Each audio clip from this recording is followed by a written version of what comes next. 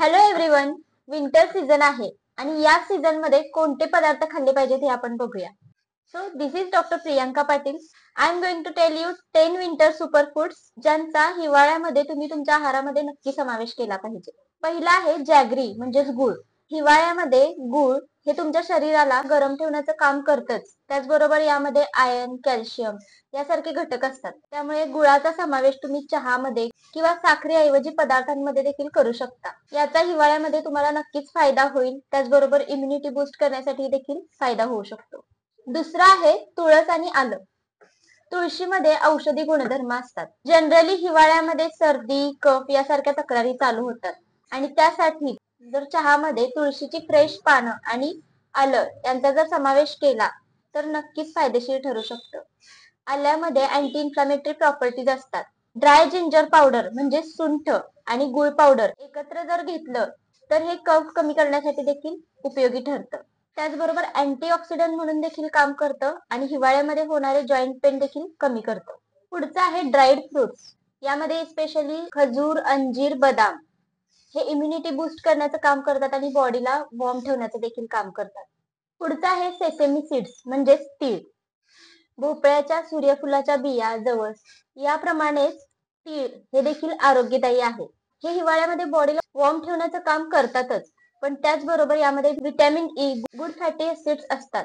त्याचबरोबर हे अँटीऑक्सिडंट देखील आहे. त्यामुळे हार्ट हेल्थसाठी, स्किन हेल्थसाठी, हेअर ग्रोथसाठी त्याचबरोबर इम्युनिटी बूस्ट करण्यासाठी देखील याचा उपयोग होतो.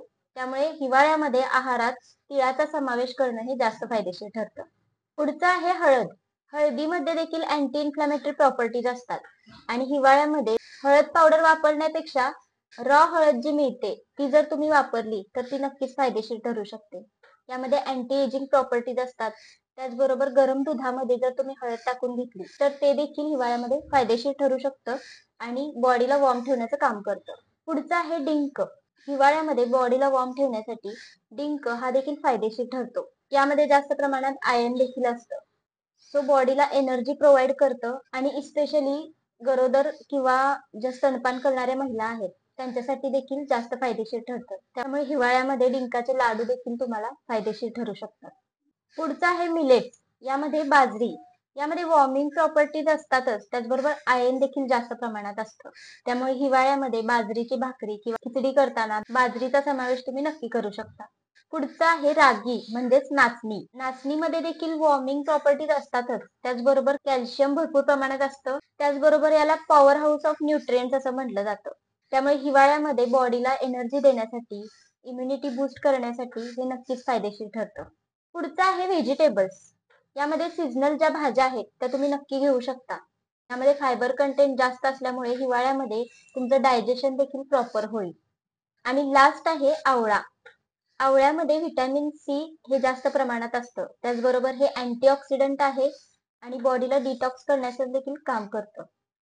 सो यामुळे स्किन हेल्थ देखील चांगली राहते आणि इम्युनिटी बूस्ट करण्यासाठी देखील मदत होते. सो हे जे काही मी 10 पदार्थ सांगितले त्यांचा जर तुम्ही हिवाळ्यामध्ये आहारात समावेश केला तर तुमची internal health, gut health, skin health नक्कीच चांगली राहील.